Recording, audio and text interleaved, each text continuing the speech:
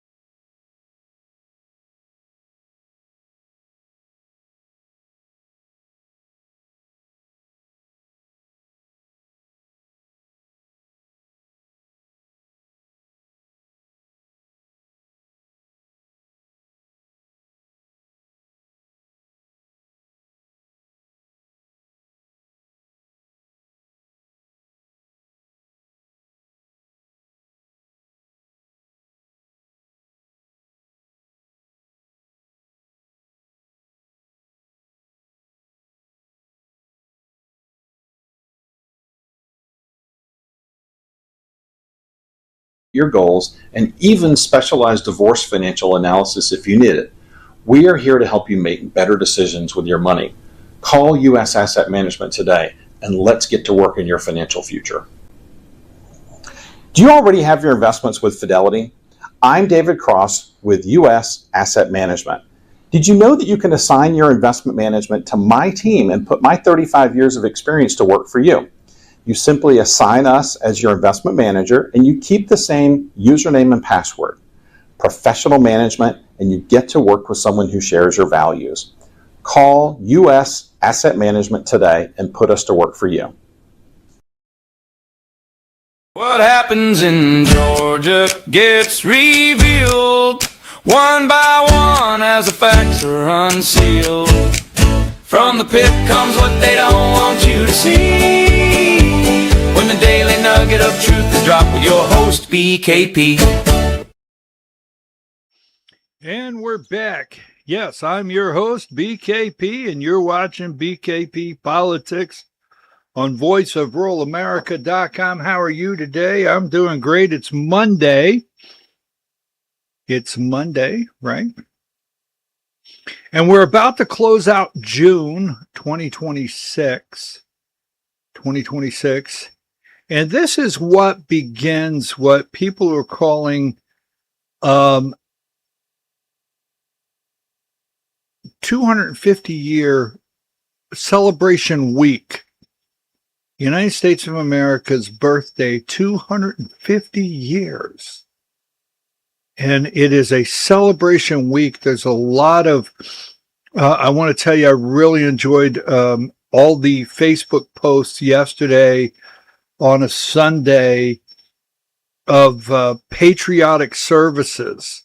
Many worship services yesterday were very patriotic, and many of you posted your pictures, and I just really enjoyed that. It was let me see if I can get, I think my volume needs to come up a little bit, but anyhow, I noticed yesterday a lot of patriotic services, and so I got to thinking, like, how many of you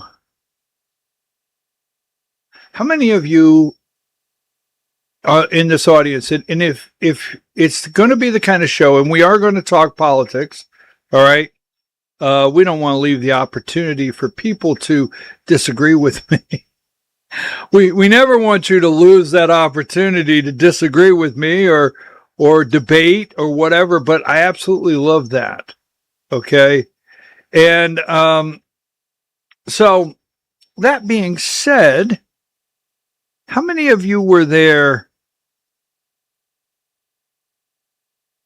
in 1776? No one was there. But how many in this audience remembers 1976? How many of you remember 1976? And where we're at 50 years later, 2026.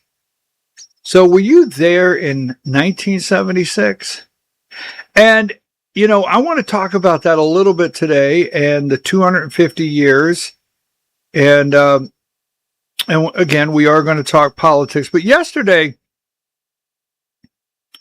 I was determined that it was a no politics day. Yesterday was a no politics day.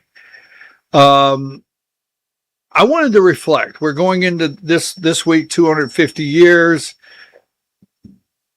This great country. I mean, what an amazing country. To me, greatest on the face of the earth. Still today, greatest on the face of the earth. So I went out and I cut the grass, and these are my pooches, just really quick, because I thought a little bit today, you could, who is this guy I've been accused of yelling at the microphone, or this guy in North Georgia that just, yells and carries on, or whatever you want to call it. But there's a little depth to me, and we want to talk about that a little bit today. But I like my dogs. I really do. I like my dogs. So my dogs, when I cut the grass, my dogs sit on the hill, and they never leave. They sit right there and they watch me cut the grass. And going to the far side, the largest dog, to the far right, that's Stella Lou. In the middle, relaxing. She's always relaxing. In the middle is Bella Boo. And the little tiny guy over there on the corner, that's Charlie Chu. So yesterday, I wanted to reflect. And this morning, I watched, and I didn't really want to come here today and do what I think is the ugly side of politics.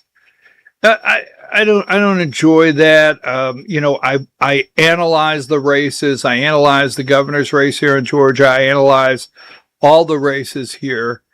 And let me say, before I go any further this morning, any further today, whenever this publishes, I will vote for Rick Jackson. Amazing document. Now, I told you I want to do this really quickly. I want to go into a race, because I have to tell you, in 1976, 50 years later, now think about that.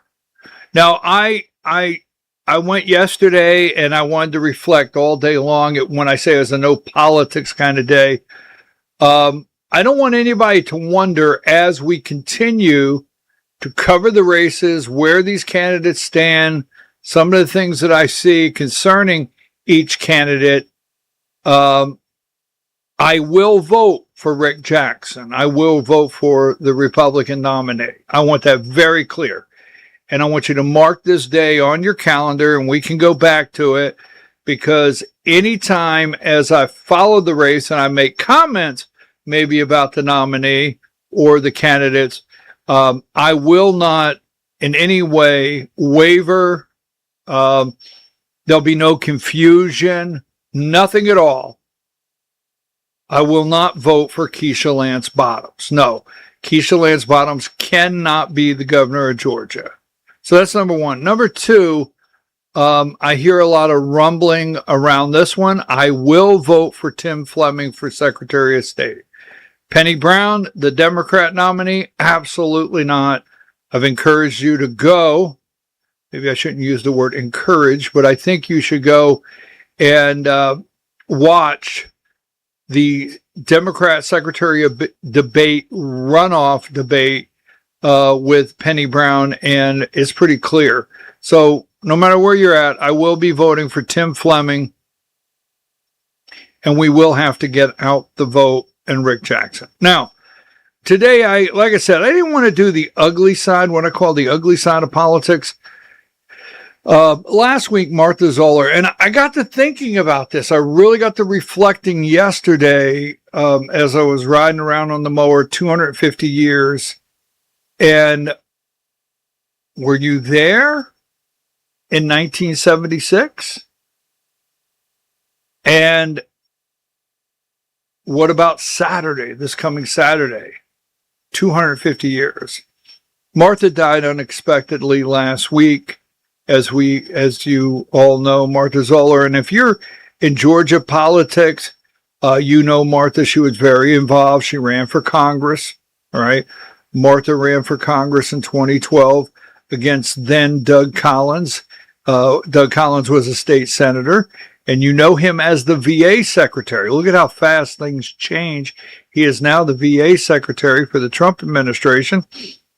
And she ran for Congress against Doug. Doug won in a runoff, became Congressman Doug Collins in the 9th District here. Martha went on to work for Nathan Deal, Brian Kemp's, David Perdue. She went on to host her radio show, the Martha Zoller Show. And recently, she endorsed Rick Jackson. Okay, she came out and endorsed Rick Jackson for governor. And, I watched the service this morning, the homegoing service, which as Christians, Martha's been home for several days with her Lord and Savior. But I watched the Georgia gang yesterday, and I thought it was a beautiful tribute, what they did with the flowers in place of Martha's chair, because she was scheduled to be on the show. So they did a good job yesterday morning on the Georgia Hour. And, I thought, how do I come here and make comments concerning Martha when in the last month, I was at odds with Martha. I've got some Substack articles where, I talk about her supporting Rick Jackson, and it troubles me. It troubles me because I did make a comment, and it really tore on me yesterday. I did make a comment saying that she was going to resign, and she did on that Friday. She was going to resign her or retire her radio show. And I made a comment saying, well, she's probably preparing to get a job in the Rick Jackson administration. And I did make that comment. And Martha and I were at odds over Rick Jackson in the last several weeks. But Martha was okay with that. She has been at odds with people. She has picked her candidate. I picked my candidate. We have had the same candidate. We've agreed on candidates. And it just really troubled me yesterday thinking about this, because when I first started Georgia politics, this is 2012. What you see on the screen, this is my office. I used to have an office, and this is FYN Reports Election 2012. Go all the way back. It's 2026. So Martha was running for Congress, and she came over to my office, and on that particular day there, she spent about an hour and a half in my office talking. The lady that was assisting her at that time, her assistant at that time, working in the campaign, side by side, every move. You didn't see Martha, that you did not see Rebecca Yardley. Now, if you don't know Georgia politics, you may not know Rebecca Yardley, but we do. And Rebecca Yardley was with her that day in my office when you see this picture. And that's where I met Rebecca. And, this is where I wanted to start really studying Georgia politics. The second picture here, the next one here, I moderated 2 debates between her, that's myself, and Martha Zoller. And I moderated, this is 2012, all the way back in 2012. And I moderated 2 debates between her and Doug Collins. And so, I just want you to stop and think today, as we're going into 250 years and we're celebrating this country's birthday this Saturday. In fact, July 2nd is when we sent the King notification. We'll talk about that in a minute, of our independence. But anyhow, I was thinking this weekend, I met Rebecca Yardley at that time, and the people that Rebecca introduced me to and the people that Martha introduced me to throughout the years, just be open to someone you meet along life's journey and where they, where you travel and the people that you encounter.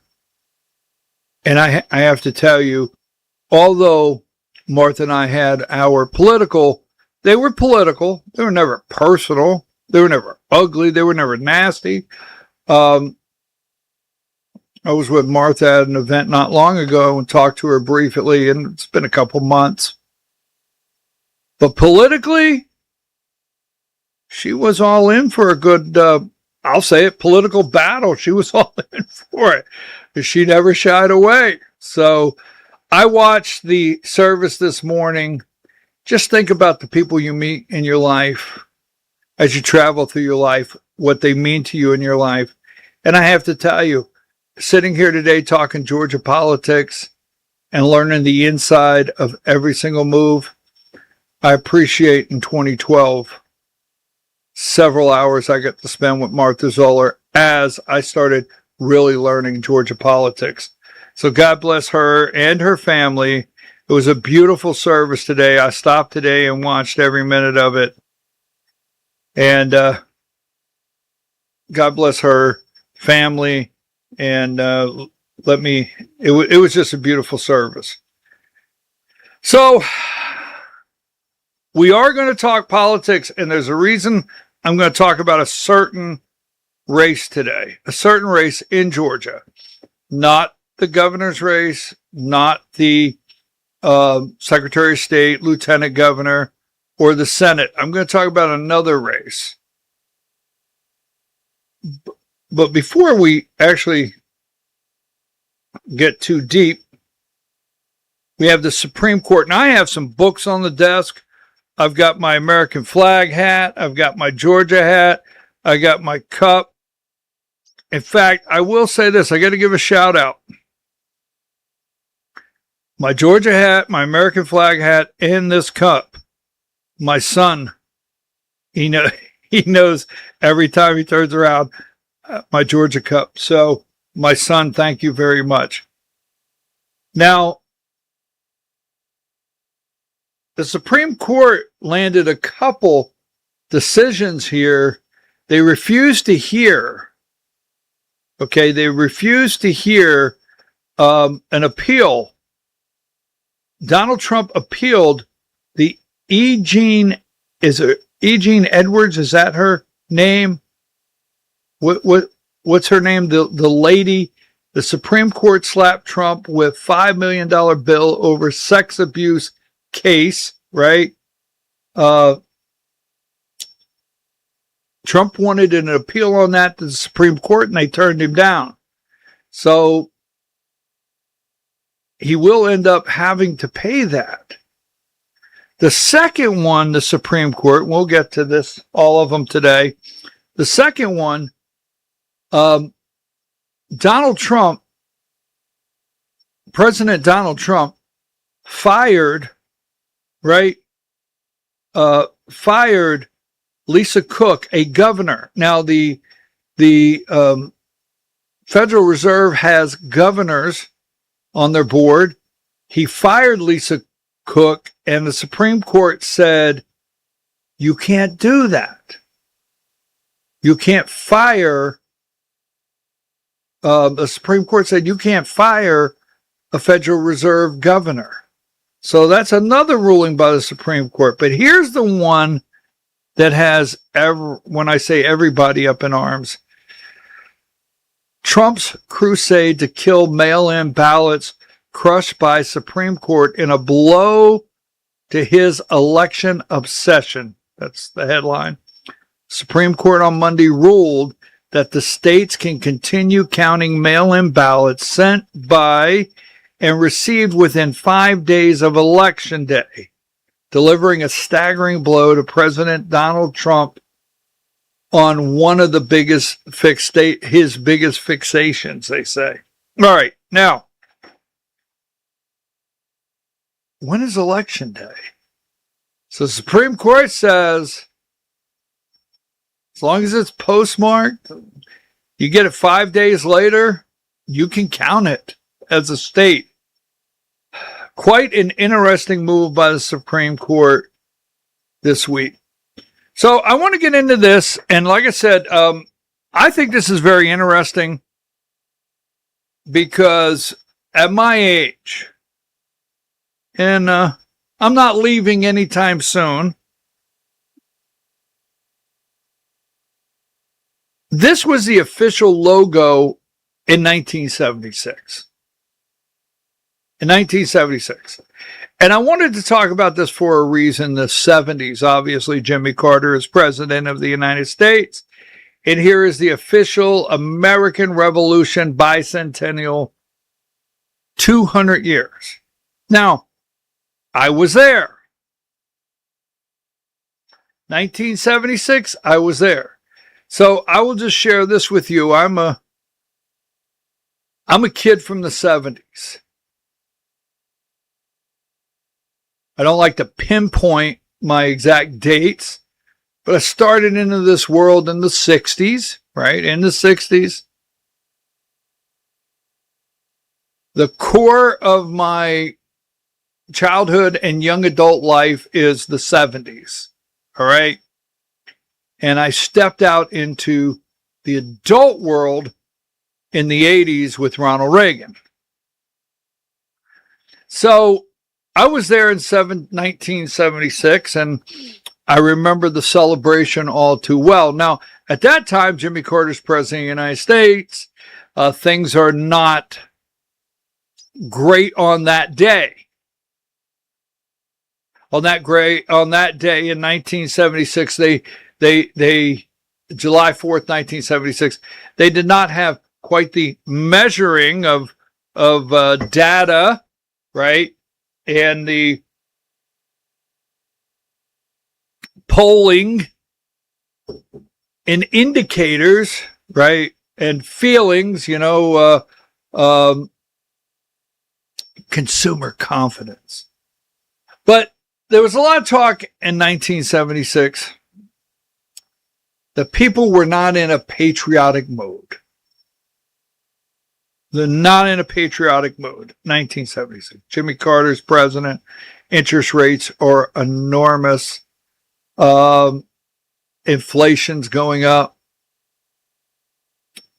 It's not the most exciting time. Right? Now, that being said,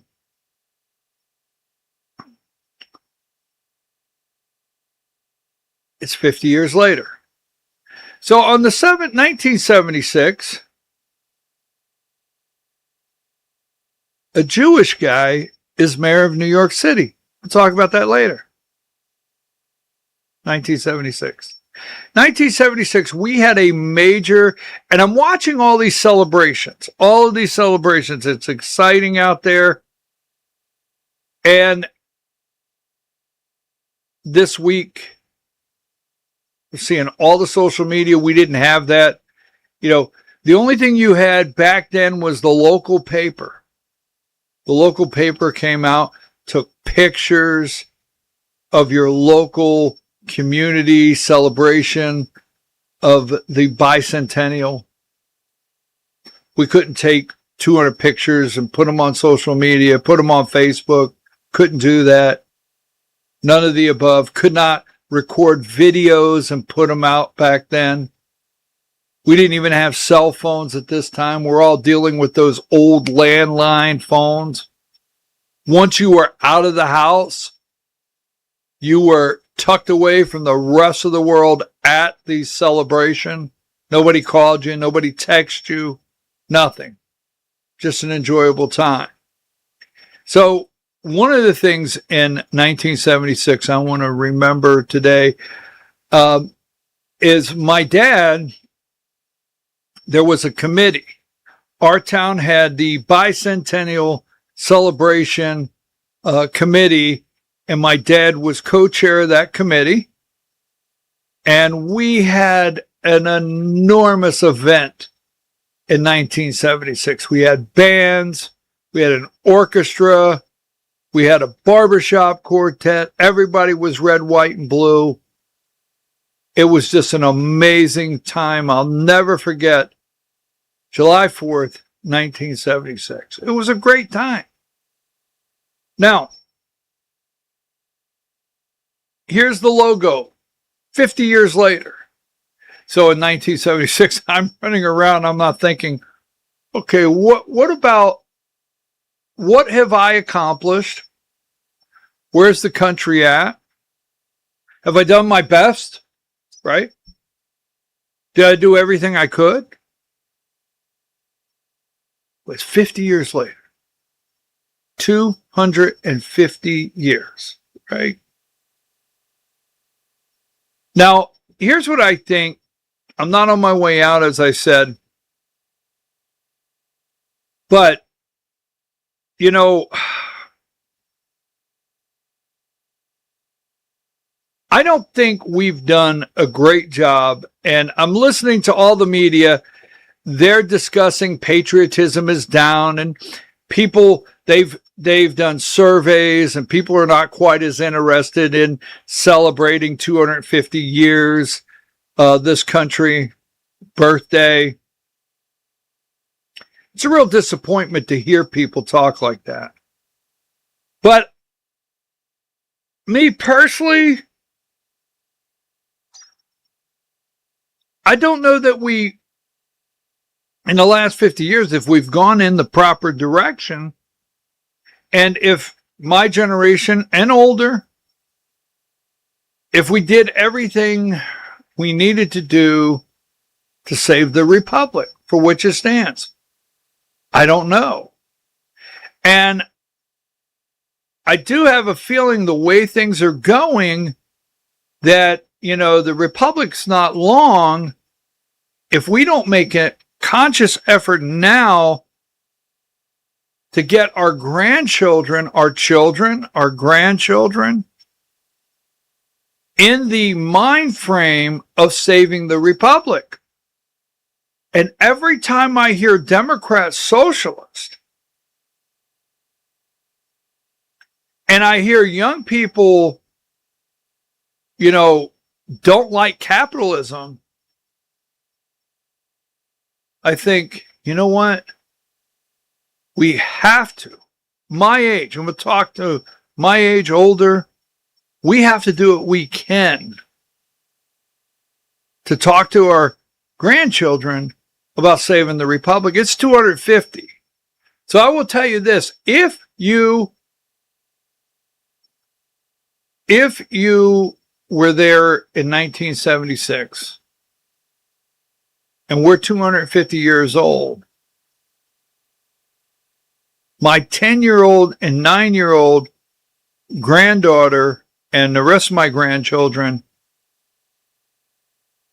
they will be there for the tricentennial if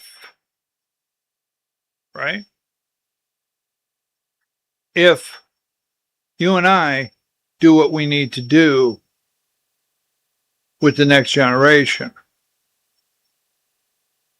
You know, when we were growing up as kids, I grew up in a neighborhood, and I'm going to move this along. I've told the story before.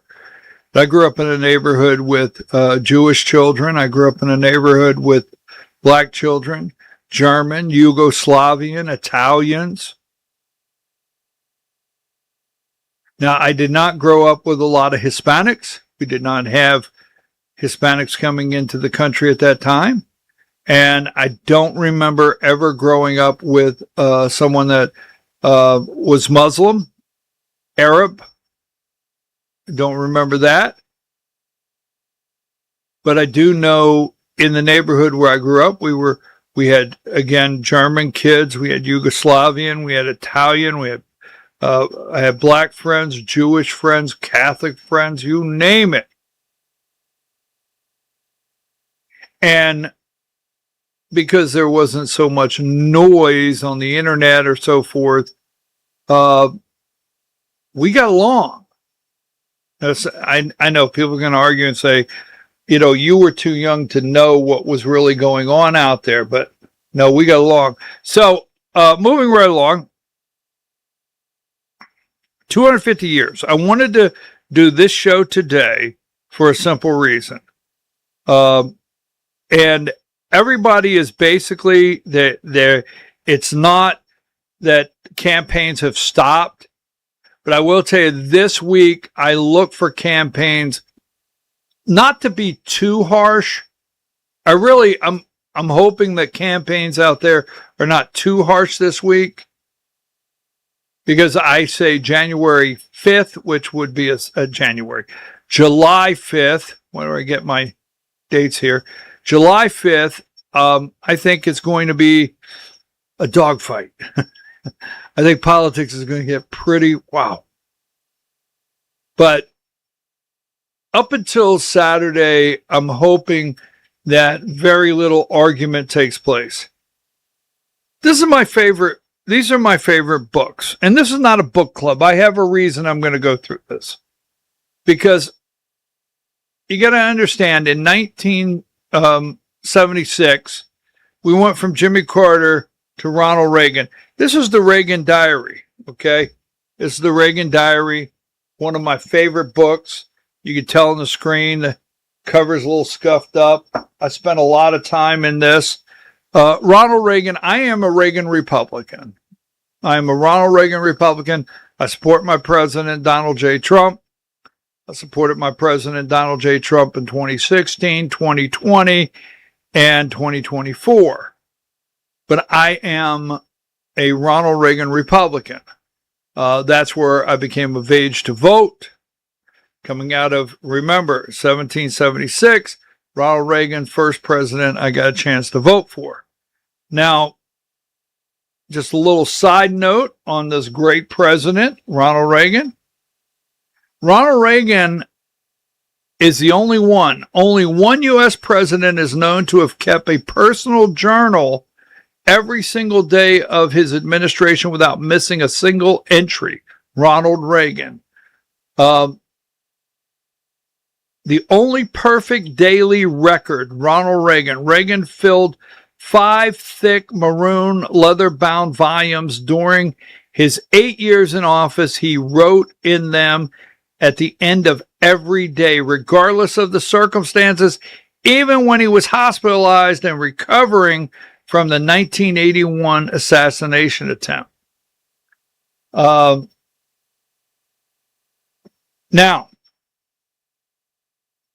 that's my one book. Now, talking about the Supreme Court, my second favorite book, I've got all kinds of books. Now, we're going somewhere with this, so stay with me. Enjoy the show. I hope you do. My second favorite book, I even got a coffee stain here, is Scalia's Court, Antonin Scalia. Antonin Scalia is my favorite jurist. Now, Ronald Reagan, I wanted to make sure I got it correct. Ronald Reagan appointed him in 1986. So it's 1976. I'm one of those two Utes out there. You remember two Utes? It's 1976. Coming into adult. Ronald Reagan's my president. Country's 200 years old. Antonin Scalia, 1976. Now, this is a tough one, and I'll tell you why. It's a legacy of landmark opinions and dissents. It takes a lot of brain to read this guy's work. I'm serious. It takes a lot of brain to read this guy's work, Antonin Scalia. And it's like a college course. So I have a lot of tabs in here where my favorite spots are that I like to read. Just a couple quick notes on my favorite jurist here. This is one of my favorite. I always said Scalia wanted his Constitution dead. His Constitution dead. Now we're going into 250 years. The Constitution is not a living document. It is dead. I mean, when they wrote it, it's not moving. A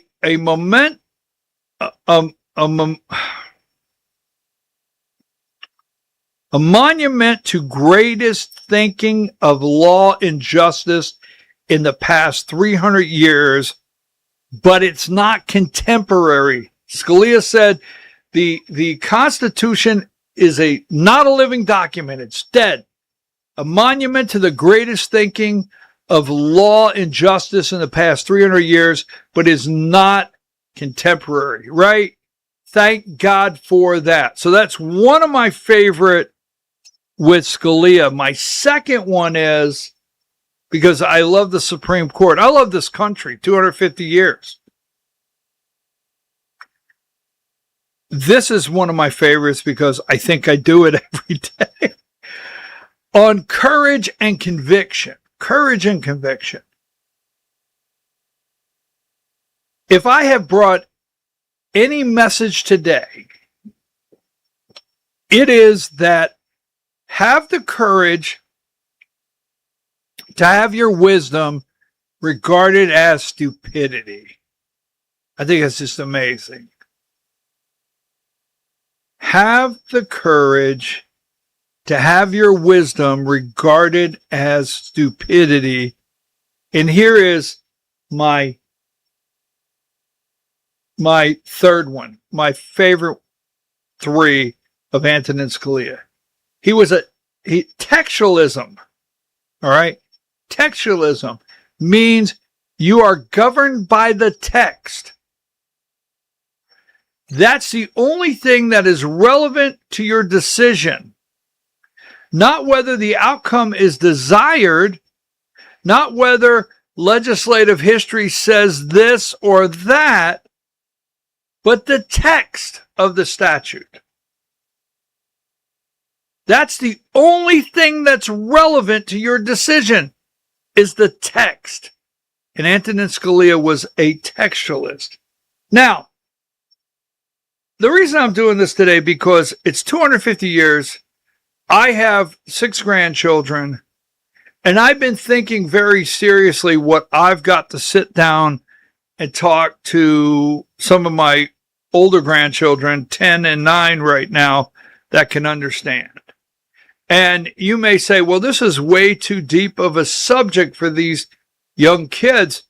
And if 20 years from now, these kids think and say, I remember my grandfather telling me these stories, then, it's all worth it. Because I'm going to tell you right now, the republic, not a democracy. We are going to have to look to our kids to save it. I mean, we're too busy fighting.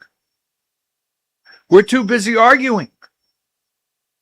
I mean, I see things on social media every single day that has what I consider no basis in the Constitution, no constitutional basis, right?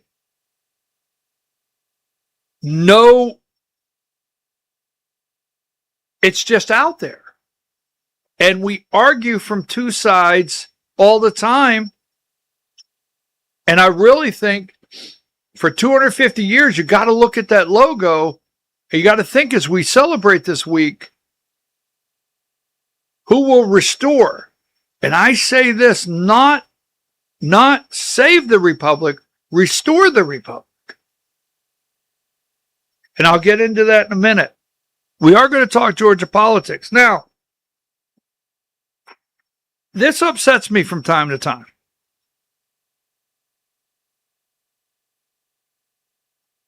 I talk to people that want to have political debate. And listen, I can't quote these things. I study them all the time. But it really upsets me. I see young people all the time that get out of college, the university, they have these degrees, political science degrees, and they think they're real talking heads.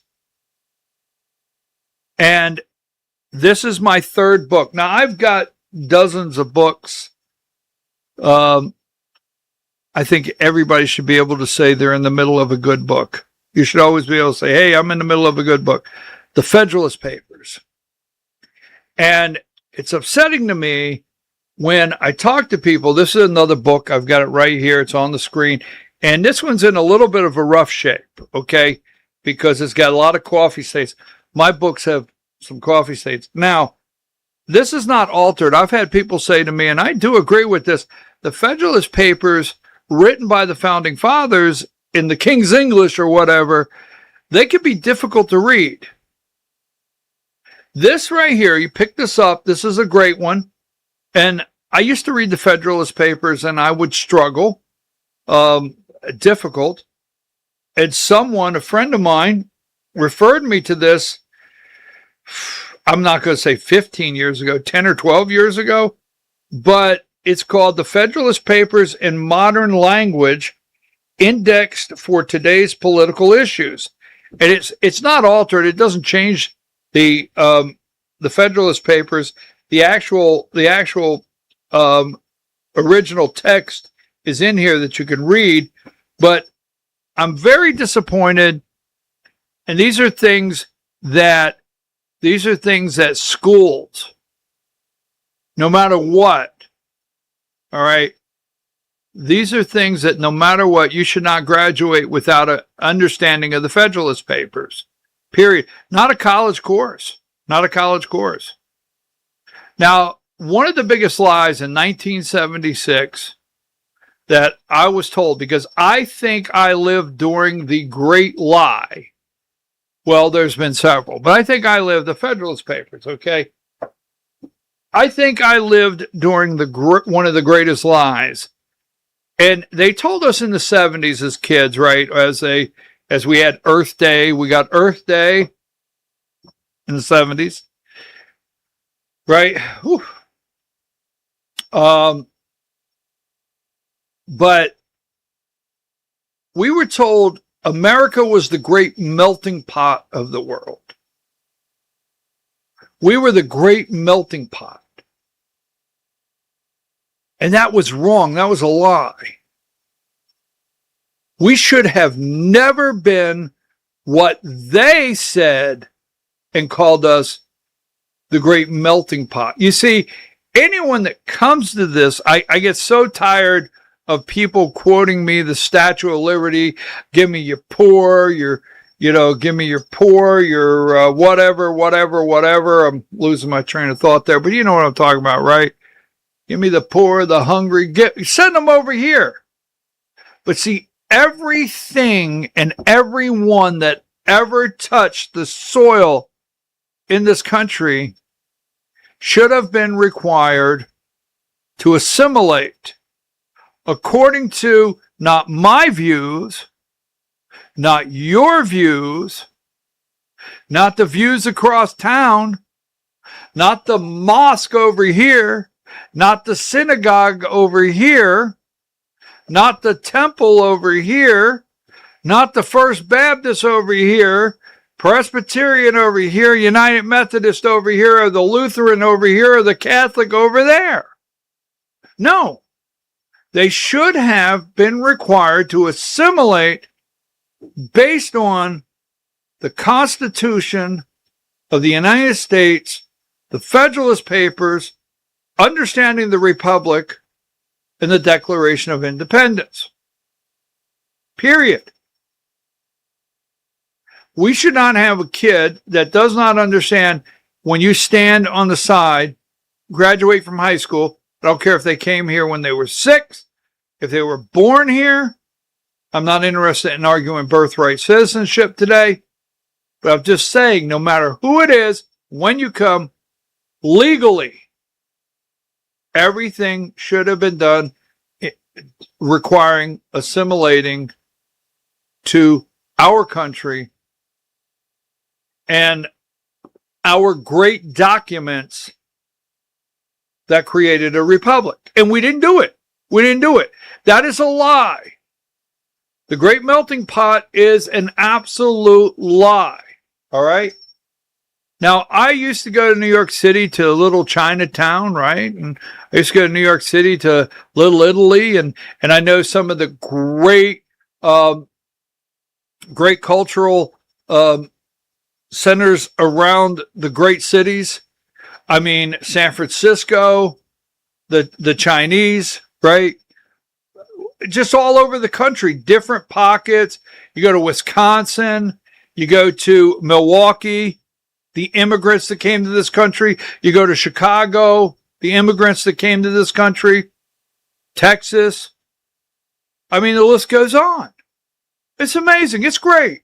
You go to West Virginia, the immigrants that came to this country to work in the coal mines. That's how this country was built. But at no time should we have ever allowed them to sell us in the 70s that we were the great melting pot and we were the ones that should accept them. And I say them that came to this country, where in fact they should have come to this country. And one of the biggest things, the biggest letdown when we hear today where our children think of our country is not only did we not allow or demand assimilate, whatever, to assimilate in this country, we deprogrammed our kids to our country. It was twofold. Twofold. People coming here across the border. I mean, when Ronald Reagan in 1986 signed the amnesty bill, I get it. I'm with you. People came across this country. The Somalis came across right from Canada. We imported Haitians when there's earthquakes around the world. We do all these things under the guise of humanitarian and refugees and taking them in and having the Statue of Liberty saying okay. If you want to tell me if you want to tell me that we are the country that we take in and we help people around the world that are struggling, that want freedom, why did we deprogram our children and not require the ones coming in to A, be legal, or B, assimilate to our country? Now, I want to go in here, the Federalist Papers. And I do want to do just a tad of history. It's 250 years. Now, the Declaration of Independence, and I have to tell you, you should walk up to people and nicely talk to them. But you see all these celebrations. And, you talk about citizenship. Save America Act. I hear that over and over. Save America Act. And I say this in all due respect. I look you in the eye in the camera. Why would we pass a Save America Act on the top of a bill when how many people, if you go to any of these celebrations, can't give you these simple truths about the country? I mean, you want to say you have to be a citizen to vote,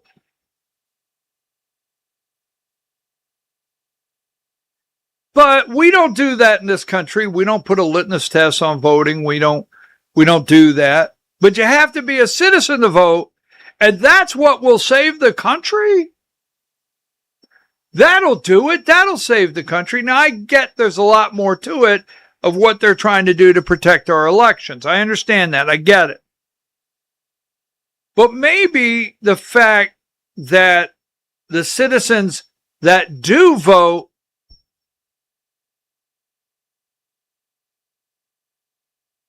maybe they shouldn't be voting. They should understand what they're voting for. They should understand why they vote. When you go cast a vote, why? So the Declaration of Independence, Thomas Jefferson wrote the majority of the Declaration of Independence, right? But it went through several rounds of editing. Now, I've cropped out all of this, and what I like about AI is so I can stay focused. If you know me, I can jump all around, but it'll help me stay focused. But these are all things that I study all the time. I can tell AI what I want, and it puts it in order. 1976, I never thought about that, but 50 years later, I have these computers going. That's pretty wild, right? Pretty wild. So it went through several rounds before the Declaration of Independence was finalized and signed.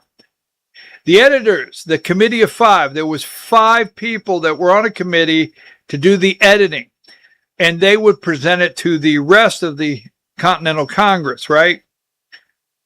The Second Continental Congress appointed to a specific group to draft the document known as the Committee of 5. Thomas Jefferson, John Adams, Benjamin Franklin, Roger Sherman, and Robert R. Livingston.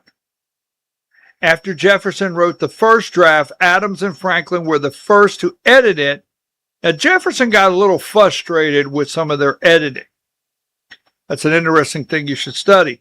Once the committee was satisfied, they presented the draft to the full Continental Congress. Now, when we started in this country with this independence and we declared we're going to be a country, we're getting rid of the king. No more king. Right? Was it King George? King George, right? No more. When we did that, we were governed under what we call a Continental Congress, the Declaration of Independence. We come along with our Constitution a little later. We'll talk about that, which acted as the final editing body. The Congress spent 2 days deliberating and revised the text, ultimately cutting out about a quarter of Jefferson's original draft. Now, Jefferson's original draft blamed the king for the slave trade, and they cut that out of the original draft of the Declaration of Independence. Now, and I do like AI because I can tell it exactly what I want. When it was adopted and signed. Now, the Founding Fathers thought July 2nd would be the day we all celebrate. They really did. Because that's the day it was voted on and ratified and set in, and, you know, that's the day we basically gave official notice to the king. We gave him the high sign. Sorry, I had to do that. We did one of these. Sorry. The timeline of the Declaration often surprises people as dates of approval and signing were weeks apart. Now, we had a lot of people that were not right there or could not get there to sign on that day. Adopt July 4th, 1776, the Continental Congress officially adopted the finalized text of the Declaration on this day, all right? The actual legal vote to separate from Great Britain, known as the Lee Resolution, passed 2 days earlier on July 2nd. So the resolution to separate from Great Britain passed on July 2nd. So Saturday's July 4th, actually Thursday, July 2nd, is when the resolution passed. It said, hey, we're out of here. Signed August 2nd, 1776, contrary to popular belief, the famous parchment document wasn't signed by all the delegates on the 4th of July. It took time for an official engrossed handwritten copy to be produced. The majority of the 56 delegates signed it on August 2nd. And they signed, some of them were absent and signed later. So that's the Declaration of Independence. The Declaration of Independence. All right. July 2nd, ratified. Hey, King, boom, we're out of here. That's when. Now, here's the thing, and the reason I wanted to do this on the Declaration of Independence is I wanted to do this for a simple reason. If you look where we're at now, you have to understand 1776 in this decision, this was not the easy year. This was not like, wow, that was great. That's done. Now what do? We go to war. They declare this, we go to war. Now we celebrate this, obviously Saturday, but it's showtime. It's time to go to war. I mean, we've told the king, we're out of here. The king is, sending boatloads of the redcoats over here as fast as they can. Oh, no. Oh, no. Oh, I think the king said, hell no. Not going to do it. And I'm telling you, so the Declaration of Independence is an amazing document. It really is. And what a day of the founding fathers in that room, making this decision, knowing what comes next. How many things do you do knowing the difficulty comes next? And I don't want to say this is the easy part. This is the easy part. It's an amazing document. Brilliant men wrote this document. All right. Life, liberty, the pursuit of happiness. All the above. But how many of us do things knowing what comes next? Right? So if we're going to save the republic, if we're going to restore the republic, if we're going to talk about that, we have to be ready for what comes next. Because these guys didn't just say it. They didn't just write it and go home. There's a lot of work to do now. This is where the work begins. This document. So let me say this. Now, here's where I get into the Federalist Papers. All right. Now, a little background, because it really upsets me when young people don't understand the Federalist Papers, because we're going to write a constitution. The Continental Congress, what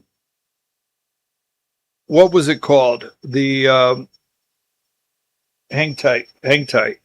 I didn't write it down and I just drew a blank. And we're gonna make sure we have it on the program.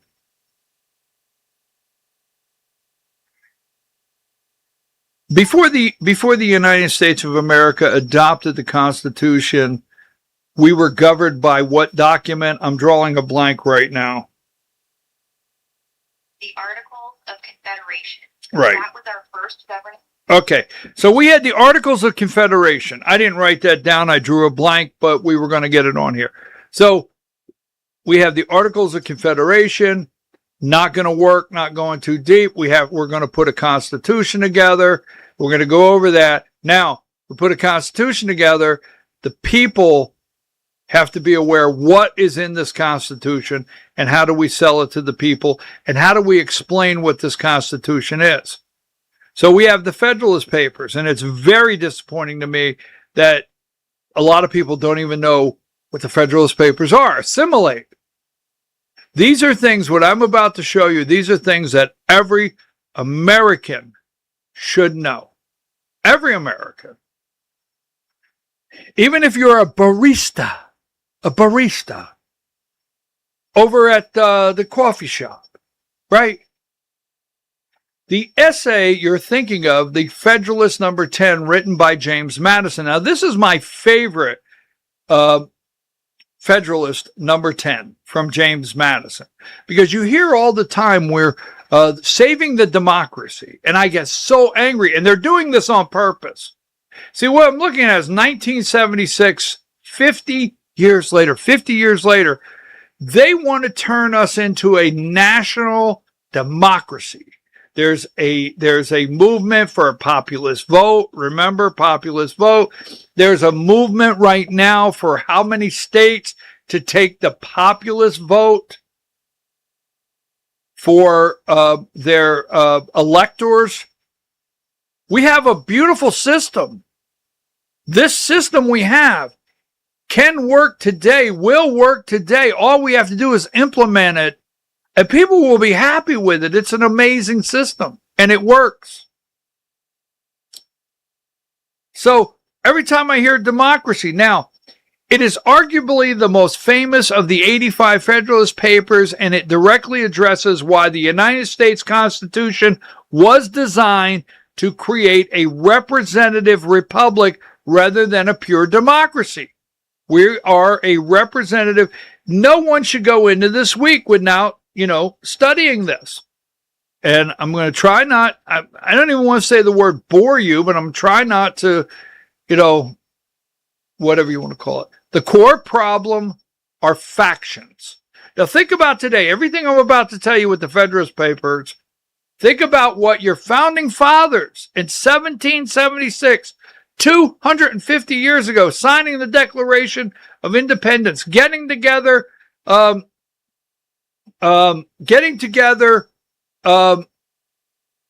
of the Confederate, getting together a constitution.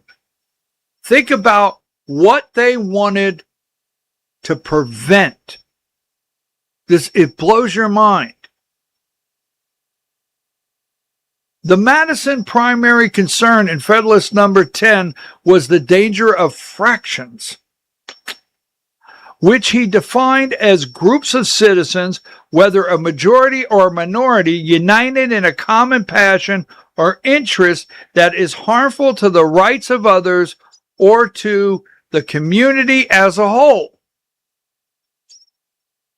This is why you're going to understand the difference and why we're not a democracy. And in the Constitution, we wanted to be a republic, a representative republic, because people naturally have different opinions, wealth, and interests. Madison argued that the fractions are an inescapable part of human nature. Since you cannot eliminate the causes of fractions without destroying liberty, the government must be designed to control their efforts. Democracy versus republic. Madison argued that the pure democracy is particularly defenseless against the dangers of majority fractions, which is exactly why the founders opted for a republic. You don't want California telling Georgia. You don't want New York telling West Virginia.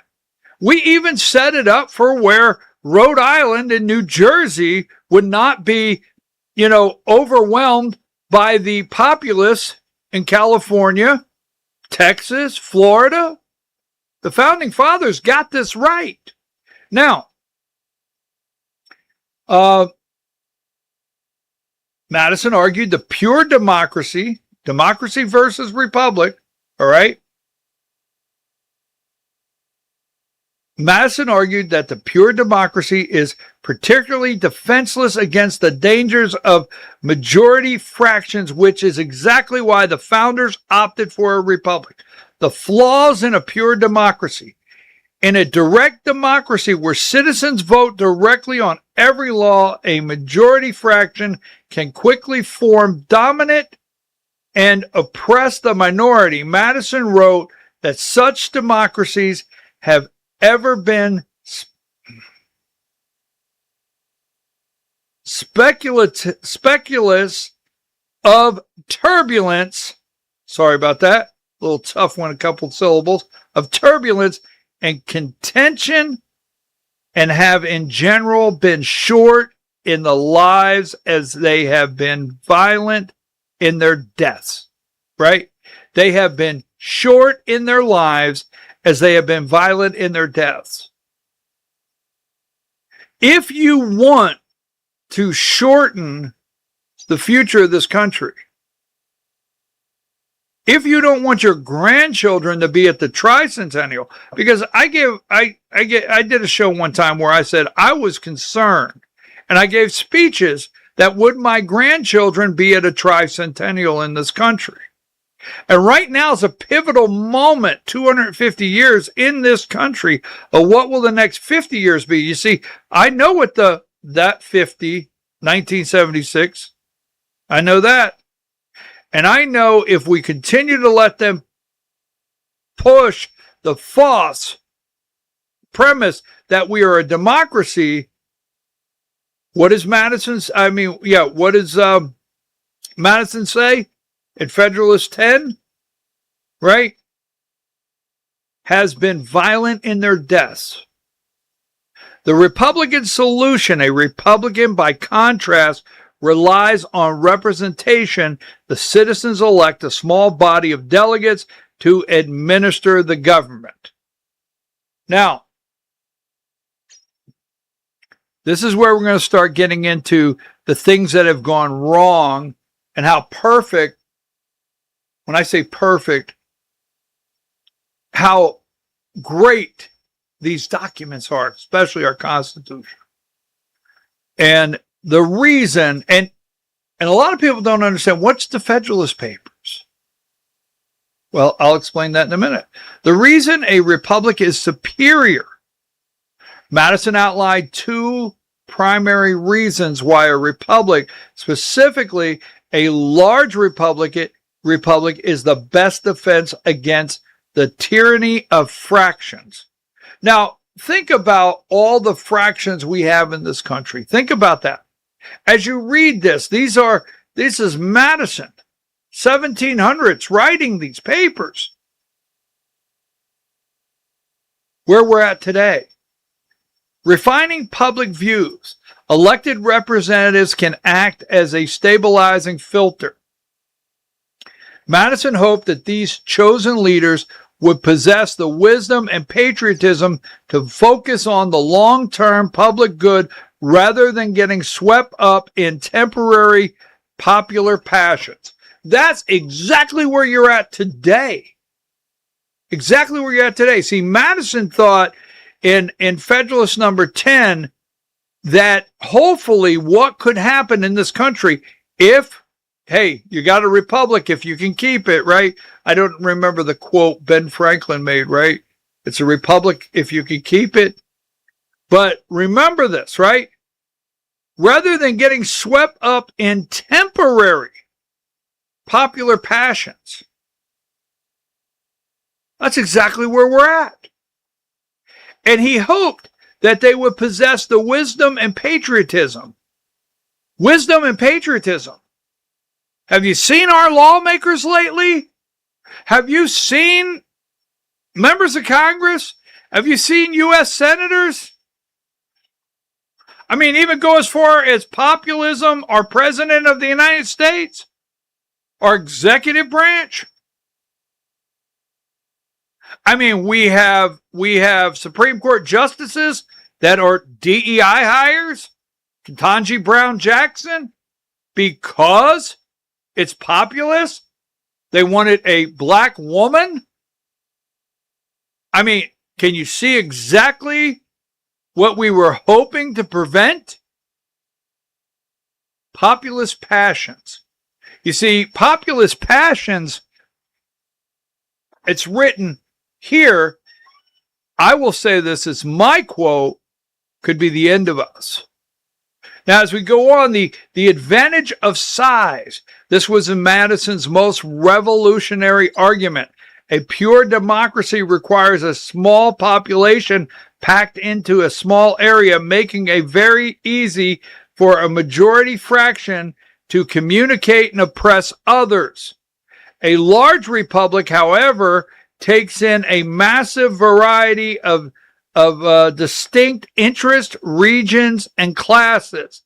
Because the country is so large and diverse, it becomes incredibly difficult for any single faction to gain a majority and coordinate a national effort to violate the rights of others. Now, we have that all over the country now. We have national efforts to violate your rights, your Bill of Rights, your individual freedoms. We have national efforts all over because they want to tell you you're a democracy. And they're trying to do that every single day. Now, what is very interesting here, a large republic, however, takes in a massive variety of distinct interests, regions, and classes because the country is so large and diverse.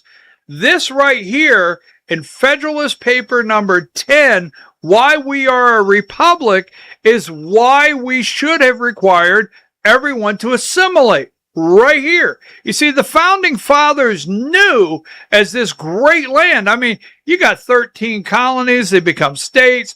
We've got Western expansion. We got the Louisiana Purchase. I mean, we're going west, young man. Get on the wagon trail. Boom, out west. There's gold out in them there hills, whatever. You know, they knew that. The founding fathers knew this was vast. That as soon as they knew, the founding fathers knew, as soon as word gets out, the king's not in charge. As soon as word gets out, we're free.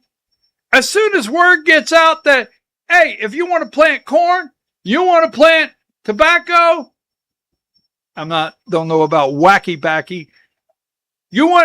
As soon as word gets out back home around the world, they're going to be saying, wow, I want to go there. This is free. Are you telling me I can worship as I choose? I don't have to pay that tax to the king. All the above. You see, the founding fathers knew when they wrote the Constitution, this was going to be great. This was going to be exciting. This is going to be something that people all around the world would want to experience. We're the ones that screwed the damn thing up when we didn't pay attention, stay focused on the Constitution. We wouldn't have hurt anybody. We could have had people come. We could have people come and work in our steel mills, in our factories, in Detroit making automobiles before we sent them somewhere else. We could have had people come and work in our coal mines, our copper mines, our fields in South Georgia, farmers.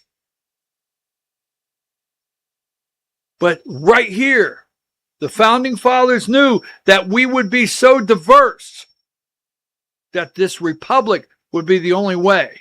And we would have to require legal and assimilate. Right? You see, there's people out there that knew in the 70s when I was a kid, all right? I mean, I would go to school, and you did too. If you were in school in the 70s, we heard the great melting pot. Right? 1976, the great melting pot. It's what made us great, they would tell us. Our immigration, the people from around the world that built this great country, but they assimilate according to the Republic. And when did we lose the Republic for which it stands? Did we? So this right here, it really gets me worked up. I might be boring the hell out of you, but I just love this kind of stuff because I think we could get this. We can get this in the. Let's see. I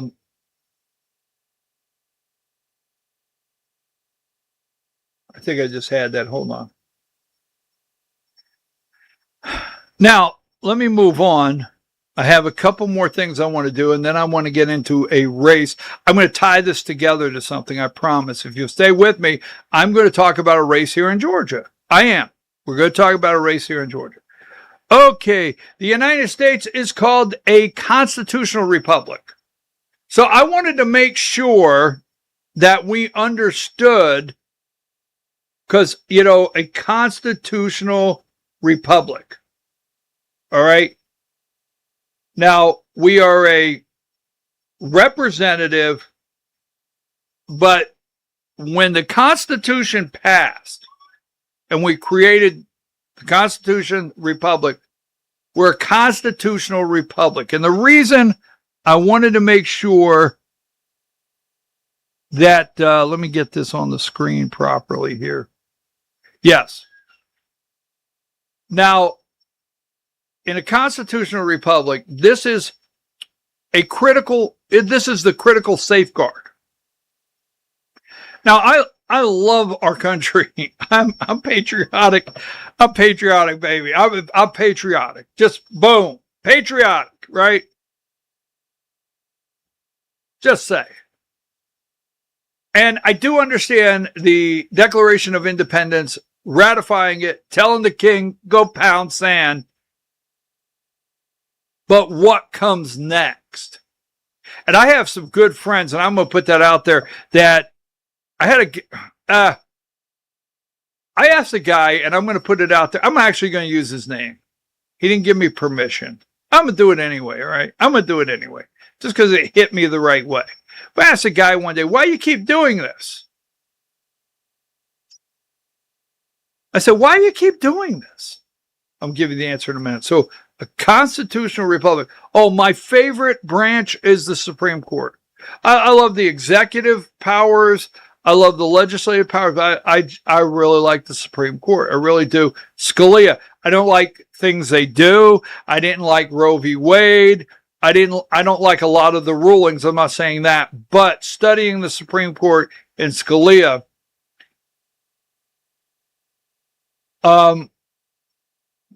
this is a critical safeguard. The government operates under a written document.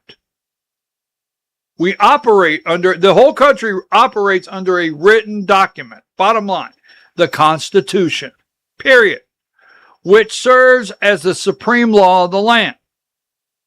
Rule of law. Now, I know this is where these things, I'm telling you right here, if you'll take everything I'm talking about today and go, damn. Oh, excuse me, no bad words. I want children to watch. Darn, that applies over here. That applies over here. Rule of law. The Constitution dictates exactly how the government is structured, which powers it has, what powers it doesn't have. No one, not even the president or a massive majority in Congress, is above it. Shall we read that again? The Constitution serves as the supreme law of the land. And the Constitution dictates exactly how the government is structured, what powers it has, and what powers it doesn't have. No one, not even the president or a massive majority in Congress, is above it. Protecting the minority. A pure republic could still be tyrannical, right? If 51% of voters elected representatives who then decided to oppress the other 49. The Constitution prevents this from being explicitly guaranteeing certain inalienable rights, like free speech, due process, in the Bill of Rights. Now, the Bill of Rights, right? What are the Bill of Rights? We'll get to that in a minute. That no majority can simply vote away. So we have our constitutional powers here that govern things, that give us the Bill of Rights, right? Our individual freedoms, that they can't go vote 51% and say you don't have any more. That's why we fight for our freedom of speech. People say, right here in the Constitution, people will say, why do you fight so hard for freedom of speech? Because the founding fathers, writing, ratifying, and signing the Constitution, said the protection in the Republic, the reason it's structured this way, is so 51% can't tell you you don't have your freedom of speech anymore. 51% can't tell you you don't have the right to bear arms anymore. That's the protections you have under the Constitution. If you don't fight those all the time, nonstop, people in bad places, bad people, in a populist democracy style, will try to vote and overturn your individual freedom covered under the Bill of Rights. People might say, why do we? This is what we should be learning. This is what we should be teaching our kids. Why do we fight for that Second Amendment? I am so tired of hearing that Second Amendment.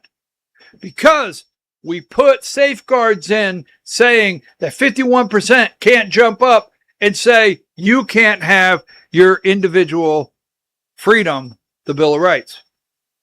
I could go on and on. It's that important. The Founding Fathers knew this. You have to understand, this thing is amazing when you start breaking it down.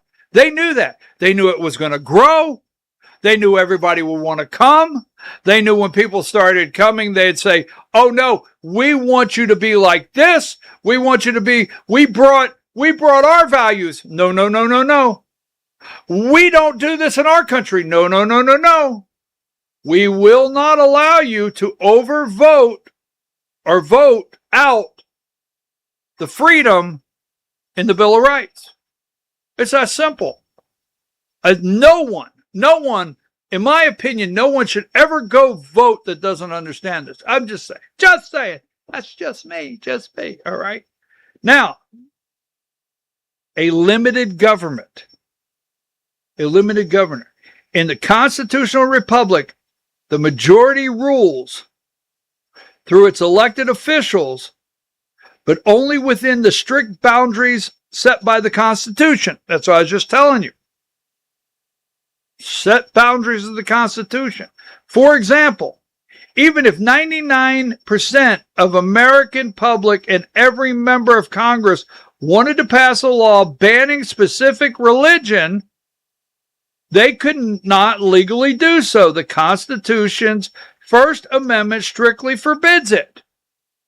You see, that this document, I start reading the Federalist Papers, I read the Constitution, I read the Declaration of Independence, I read Scalia, I got Reagan over my court. I get to tears. I mean, I don't care what people think. I actually get to tears. I really do. Because it's right here. Now, even if 99%, the Constitution says no. It is what sets the boundaries. The only way to change those foundational rules is through the deliberately difficult process of amending the Constitution itself, which requires massive overhaul. Now, there's a lot of people that want to do a constitutional convention, a convention of the states. We'll get into that on a different day. But a lot of people want to do the convention of the states. And there's a reason the Founding Fathers made that difficult, all right? The difficult process of amending the Constitution. They didn't want, all right, look at what we got now. It said, wisdom and people elected to office that are patriots. They didn't want a day to come along like today, much like today, and make it easy to amend the Constitution. No, this document is so solid, if you want to amend it, it's going to be painstaking. And I love that about protecting your rights. You know, freedom, the Founding Fathers put so many guardrails for you and I to where people can't just take them away. That's why you have groups that really fight these things. Now, moving right along, right? Constitutional Republic. So I promise we're going to get out of the history lesson. But I just got to 250 years. I'm watching this leftist MS Now this morning, and I'm watching all these lefties talk about people are not patriotic anymore. And the number one thing on surveys or that they find from people is they're concerned about our democracy. I mean, you could watch hours and hours and hours and hours, and you'll never hear one of these networks say constitutional republic. They'll never say republic, right? Now, a quick note on the Electoral College, and I won't go too deep into this because this gets a lot deeper, but I don't want to bore you. This is why we have an Electoral College. A little deeper is the most prominent and often most debated practical example of the United States functioning as a constitutional republic rather than a direct democracy. People want, every day, people are out there wanting to abolish the Electoral College, wanting to abolish it. The Founding Fathers put the Electoral College in place to stop a direct democracy and preserve a constitutional republic. So as you well know, right, we really don't go vote for president. We vote for an elector that meets and casts a vote for your district, realistically. Georgia has 14 congressional districts, meaning it has 16 electors. 14, one for every congressional district, right? And 2 for the senators. 2 senators. Every state gets 2 senators and 2 electoral votes. So I think Delaware only has 1 representative. I think Delaware is like 1 state rep. So they only have 3 electoral votes. But this is for the republic. And people want to get rid of it. It perfectly reflects the founders' 2 main goals: balancing the will of the majority with the rights of the minority, and recognizing the U.S. as a union of semi-sovereign states rather than single monolithic population. Now, as you well know, the federal government every day is trying to erase like every state line in America, and they want popular vote, popular rule. Exactly. That's what they want. But when he says semi-sovereign states, we have state rights. That's another day. We'll go through that.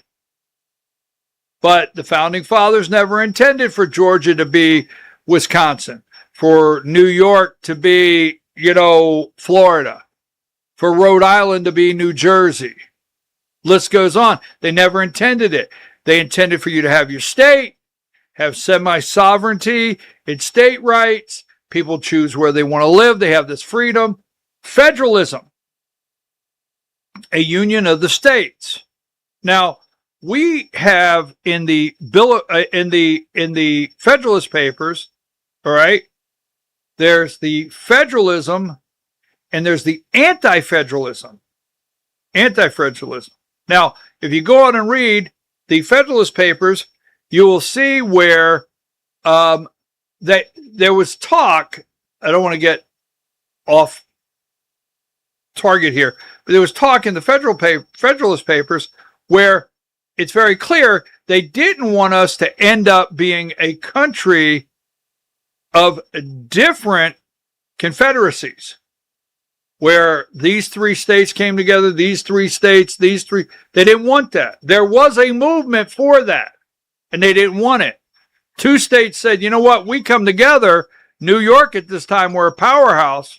We come together, we could overpower everything else. Founding Fathers, you see, they stayed their course. From the day of the Second Continental Congress, they stayed their course. It didn't get pushed around. And it's a beautiful, some people don't like the word perfect, amazing document. Now, federalism, the union of the states, okay?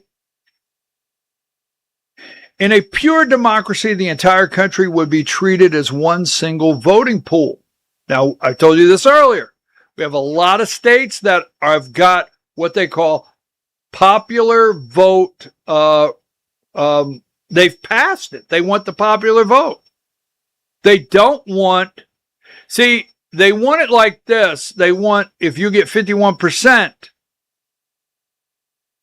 you've won the popular vote in the state. They want the popular vote. You understand, Donald Trump upset the apple cart.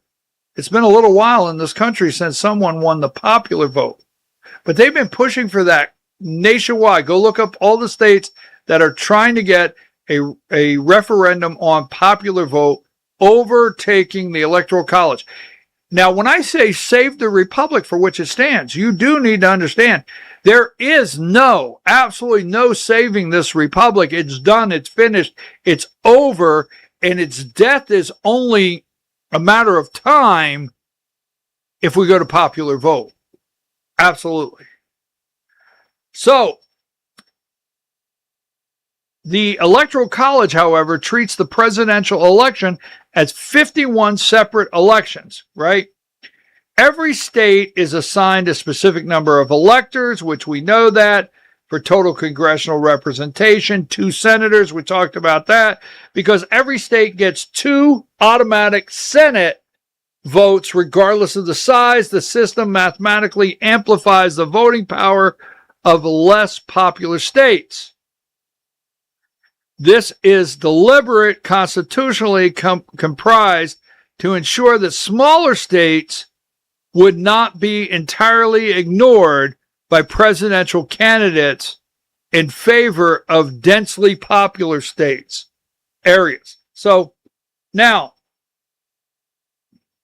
let's go into a little more on the Federalist Papers with Madison, and we'll be out of this soon, I promise. Preventing tyranny over majority.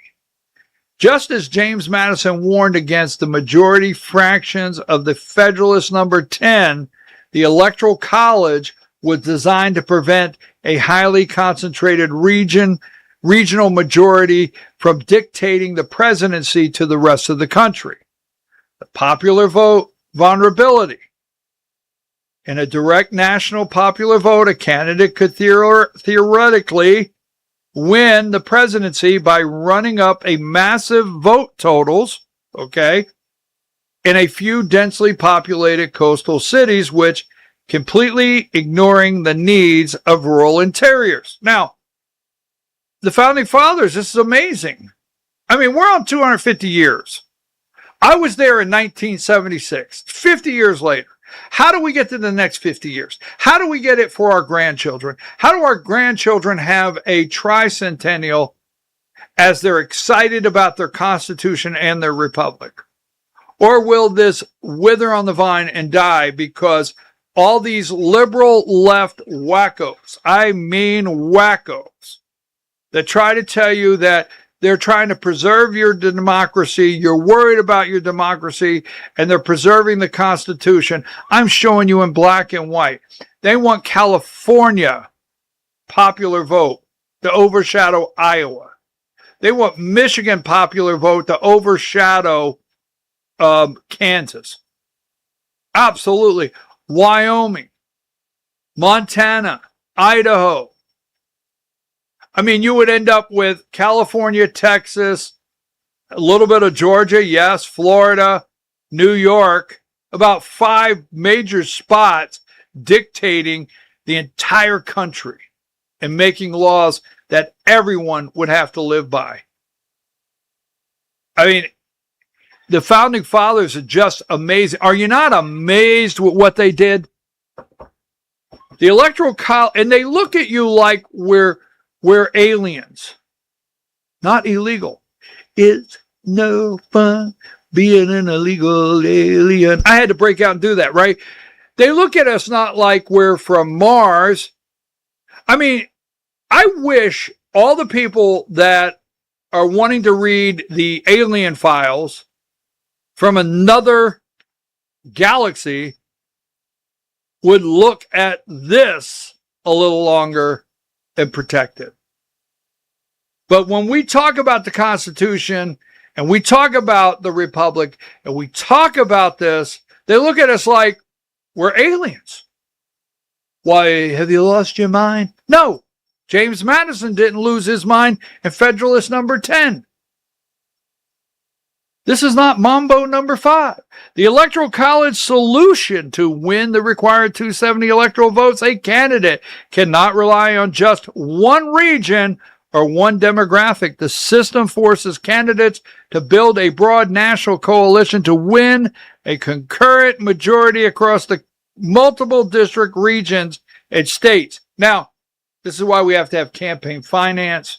We'll talk about that on a different day. Our politics has totally taken our country off the edge. It has. Our politics, elections, whether they're legal, not legal elections, whether the people really won or did not win. I mean, it's now, I hate to say it's now or never, but let's move along, right? Indirect election, the Republic future. A defining feature of the Republic is that citizens do not make decisions directly. They elect representatives. We're a representative government, Republic, to make decisions. Technically, when Americans vote for presidential candidate in November, they are actually voting for that they are not actually voting for that person. They are voting for a slate of electors. Now, we know that. Now, this was, well, I don't want to go into 2020 today, all right? Representatives chosen by a political party, you know how that works. While today these electors almost universally vote in accordance with their state's popular vote, the original design was meant to act as a constitutional safety valve, a group of informed representatives who could theoretically step in if the public was swept up by a dangerously unqualified demagogue. Now, that being said, it was originally set up that your congressional seat, so the 9th district where I sat, voted for the president, they won this district. My congressional representative would have been bound to vote for me in the 9th district. And we changed that to winner takes all in these states. That no matter if a Democrat wins the 3rd district of Georgia, a Democrat district, or the 4th district of Georgia, a Democrat district, no matter what, even if the Republican wins, they get those delegates, although they lost that district. Winner take all. So those are some things that have changed. Now, the purpose of the Federalist Papers, I've talked about it a lot. The Federalist Papers were a series of 85 essays written between October 1787 and May of 1788. Now, keep this in mind. 87 and 88, 1787. So what did we do? 1776, right? We sent the king, yo, king, we're out of here. Remember, these founding fathers knew the next day what was out in front of them. They had to have a governing document. You can't just tell the king, go pound, right? Articles of the Confederacy is not working, or not everybody was happy with it. So the Federalist Papers, they come up with the Constitution. We'll get into this. They were authored by a trio of founding fathers, Alexander Hamilton, James Madison, and John Jay. I think John Jay only wrote 5 of them. But anyhow, the purpose. What was the purpose? Now, back then, just think how bad our media has gotten. Now, listen to me. Our media today manipulates. Our media today is so deep state, corporate, corrupt media. What if our media today was needed to give you valuable information that you could trust and believe? But see, that's all we had back then. We had the Constitution written, but we had a group of people, we had to have it voted on, and we had to have the delegates from New York and other states to vote on the Constitution to ratify it, right? And there were some people that said no, especially New York. New York was the largest state at that time. So the Federalist Papers, well, let me get to that.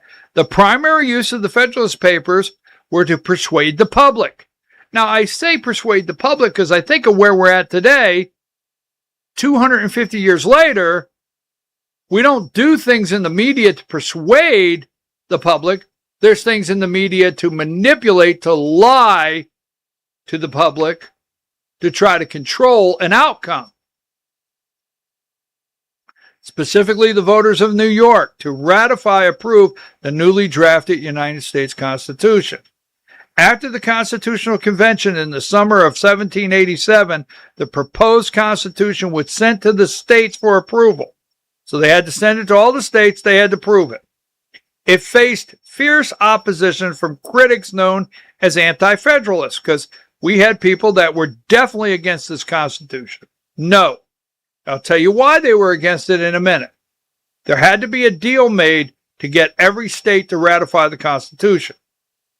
Who argued that the new central government would be too powerful and would threaten individual liberties? You got that there? So we have a group, we're going to get into that in a minute, who they are, that are anti-federalists, that did not want to see a strong federal government that stepped on your individual liberties, right? See, remember, that's what the Constitution sets out to do, is guarantee the 51% can't come along and take that's the Bill of Rights. The Federalist Papers serve as both a massive public relations campaign and a detailed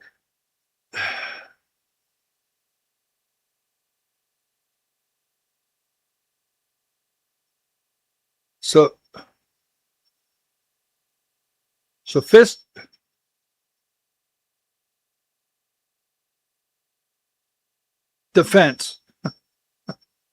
A physiological defense. Now, you know I stumble on those. Now, come on, don't laugh.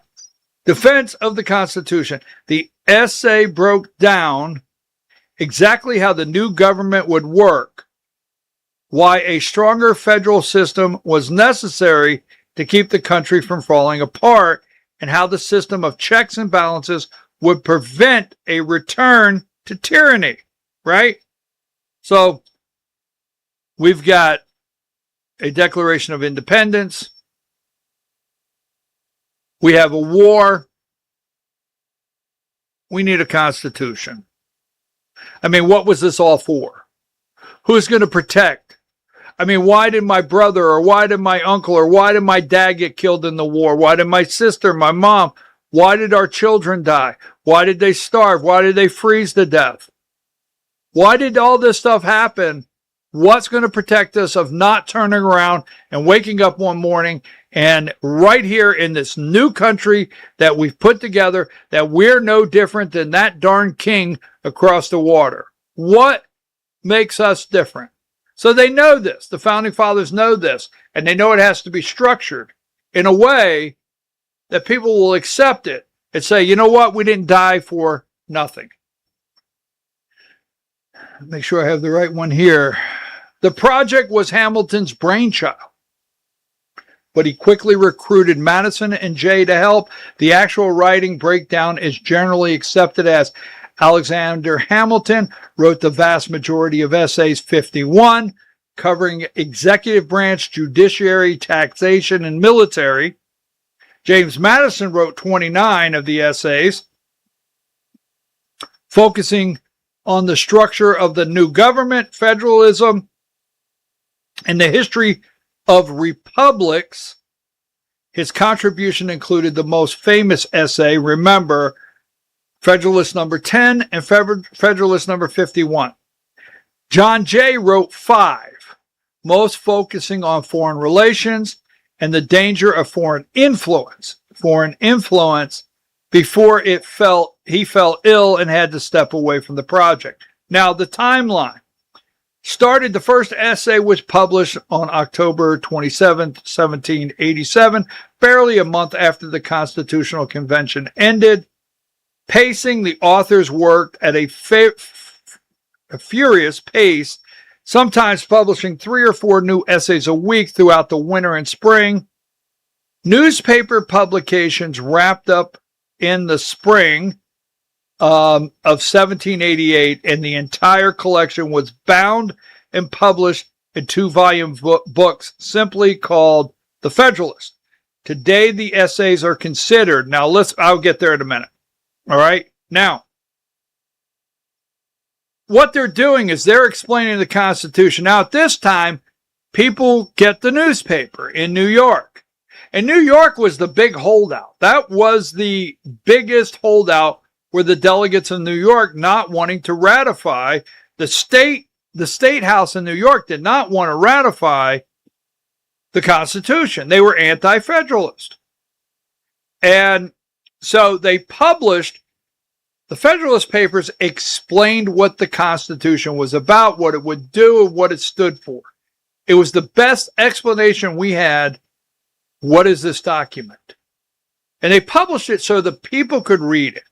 And when the people read it, they could tell their lawmakers in the Georgia, was it House of Commons or what? I mean, New York House of Commons, whatever they had back there, their state structure, say, hey, look, we want you to get on board with this. We're okay with it. That was the goal, is to sell it to the people. The people say, yes, we want to be a part of this union. Now, the end is, it says here, today the essays are considered the most important source, remember, for interpreting and understanding the original intent of the Constitution. So when people talk to you about the Constitution and they say, what was the intent? I love watching these round tables, okay? All these round tables. They do it all the time. Think about it. All these round tables. Well, the intent in the Constitution was this. The intent. Well, see, the way the intent, but no one, when is the last time you heard someone at one of these think tanks that are saving the democracies, these leftist liberals that have all this higher learning, this education, these degrees? Well, I have 3 degrees. Yes, 3. I went to an Ivy League school. Right? Sorry about that. Let me shake myself back into reality here. But when's the last time you heard one of them say, look, Federalist paper number, boom, Federalist paper number, boom, interprets in the understanding of the original intent of the Constitution. Remember, a textualist, Scalia, go back to that. Constitution's dead. This is the interpretation. This is considered the most important source, the Federalist Papers, in interpreting and understanding the original intent of the Constitution. When's the last time you've heard that anywhere? Now, moving right along. Now, I'm almost done, I promise, because I'm gonna wrap this up and talk about this one particular race in Georgia and where we're at today, 50 years later. The Anti-Federalists were a diverse coalition of Americans who opposed the ratification of the 1787 Constitution. The Anti-Federalists. Now, this is great because we needed them. We did. We didn't need everybody to go along with it. We needed some pushback.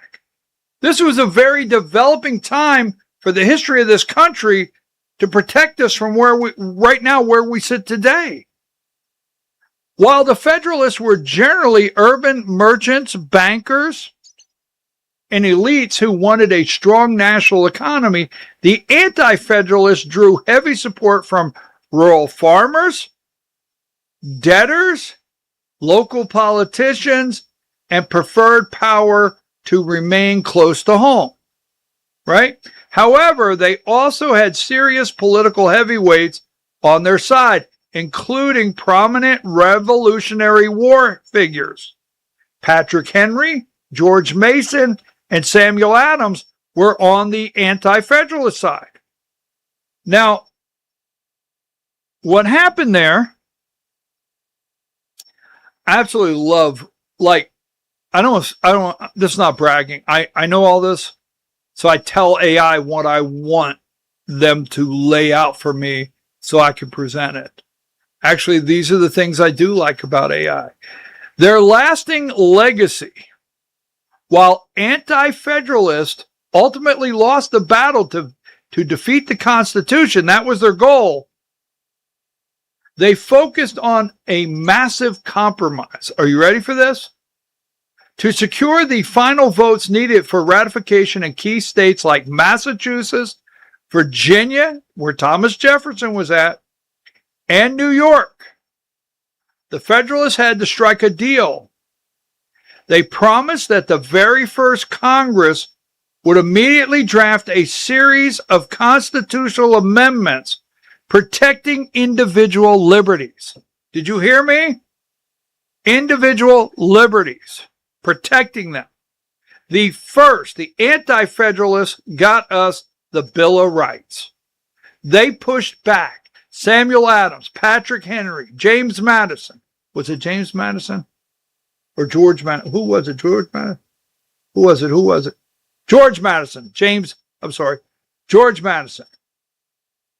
They pushed back.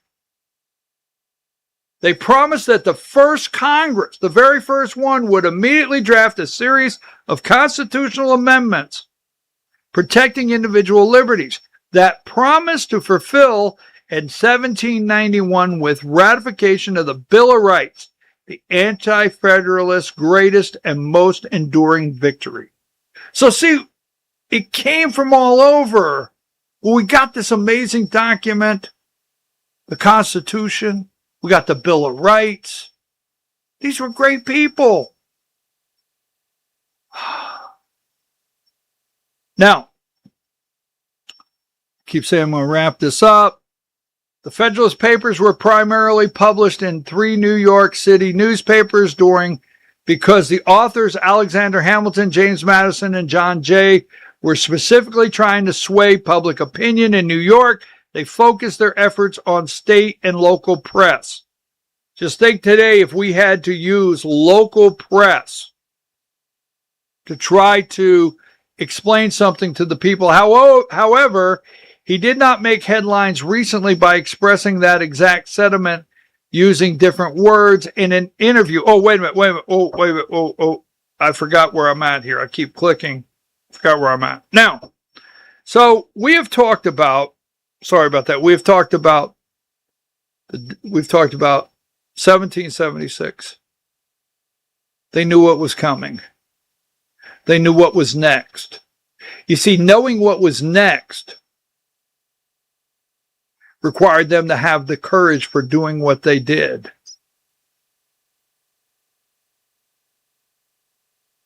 Knowing what was next. You see, they had to have the courage that day doing what they did, knowing what was next. I could say that over and over and over. You see, knowing what's next today, you have to have the courage. And we've talked about the independence, telling the king on July 2nd, ratifying, not anymore. Knowing what would happen, we'd go to war. Knowing what would happen is they would fight. Knowing there would be death. Knowing there would be tough days ahead of us. Knowing we had to put some kind of structure together so the people that came here didn't say, well, wait a minute, we just left that back home. Exactly, right? And then coming with that had to come the Articles of the Confederacy. We had to change those over to, we wanted a Constitution, and we have Federalist. We had the Federalist Papers. We had the Anti-Federalists. We've got the Bill of Rights. We've gone through that. We've gone through a republic, a representative republic. When we got a Constitution and it was ratified, then we are now a constitutional republic with safeguards to safeguard the Constitution for you and I. But this is where I'm going to take a different turn. He didn't say this quote, but Ron Paul, whether you like the guy or not, right? Ron Paul did an interview with Tucker Carlson a while back. And here's what Ron Paul said, and this is what really upset me that day. Because I'm going to tell you what it said to me, and I'm not going to give you my birth date or year. I won't even give it to the 18 people that call every day saying they're trying to complete my loan. We're trying to complete your loan. We just need a couple more pieces of information. Really? However, he did not make this quote because I asked to find it in an interview with Tucker Carlson, which aired on March 19, 2024. This struck me right here. Ron Paul explicitly referred to the JFK assassination as the day the government was permanently altered by the deep state. Now, you might not like Ron Paul. You might think he's a crackpot. You might think I don't subscribe to what he said. But after what we just talked about, this just hit me when he said JFK's assassination is the day the government was permanently altered by the deep state. When discussing the assassination, Paul stated there was a coup on that day. He argued that November 22nd, 1963 marked the moment when secretive intelligence agencies, specifically the CIA, effectively took over the direction of the U.S. government, completely bypassing the constitutional republic, elected representatives, and the will of the voters. Wow, that's deep. That's deep. One more time. He argued that November 22nd, 1963. I will tell you this, we're not far off. That's all I'm giving you. Not giving you no more. But I wasn't born. JFK was assassinated. I was not born.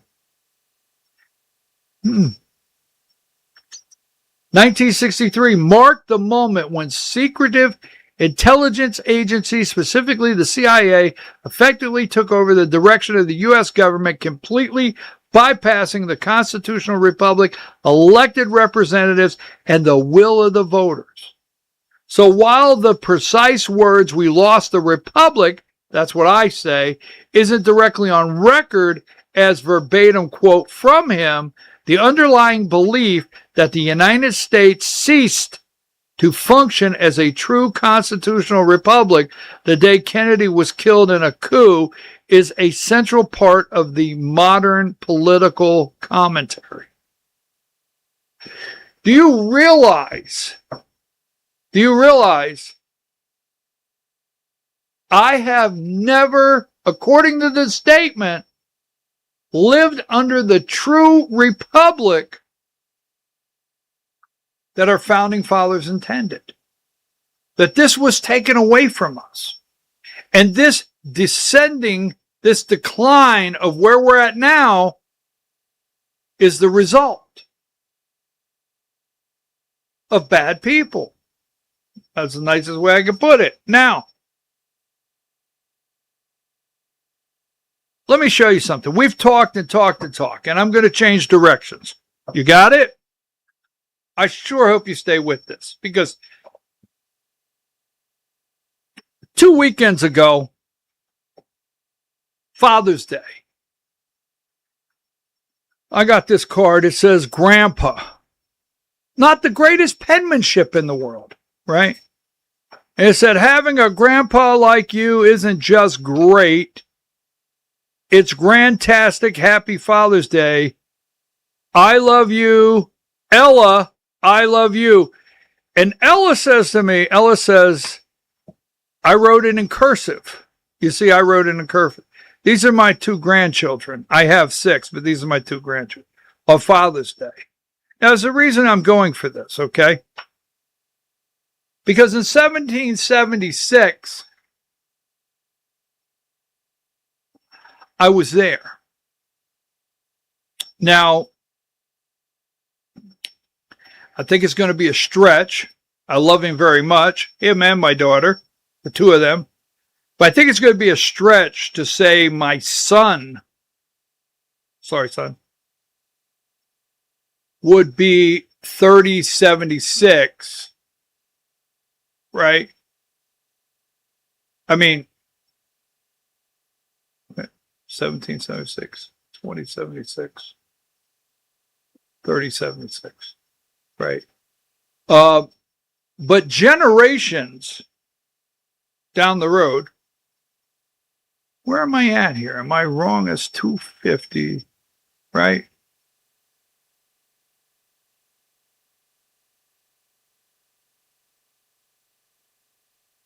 Anyhow, it's not the time to do math right now. I apologize for this, but here's where I'm getting at. Sorry about my math. But I was wondering, did I do everything from 1776 in the last 50 years? You see, I'm going to share this, is very personal, but that's my son in a baptistry, right? Is that way? It's baptistry, sorry. And that's my granddaughter being baptized. You see, 2 weeks ago on Father's Day, I sit there and I watched my son participate in baptizing his daughter, my granddaughter. It's 250 years. You see, in 1776, in 1876, in 1976, I don't know I'm going to be there on that day. I don't know I'm going to have a granddaughter. I don't even know I'm going to have a son at that time. But these are the things that happened in the last 50 years. So in the next 50 years, my granddaughter there that just got baptized, is she going to understand the Republic? Is someone going to teach her how to keep it? How to go forward? How to save it? How to restore it? Is our school system? All right.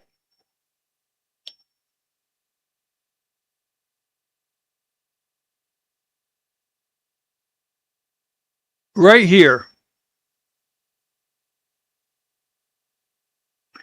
I put this together. This is the United States commemorate milestone past and future. And on the top is the 1976 logo. And on the bottom is the 250 years. 250 years. 50 years from now, will there be a republic? 50 years from now?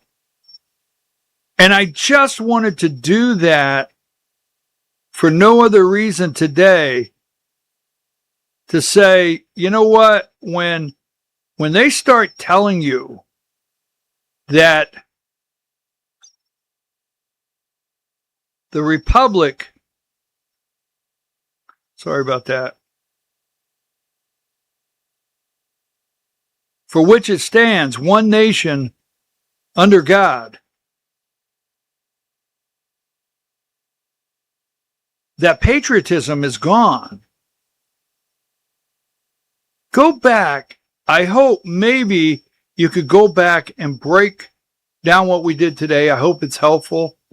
Celebrate this weekend. I get it. Get a watermelon. Go for it.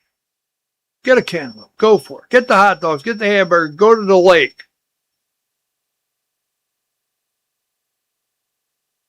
Don't forget that amazing document. Now,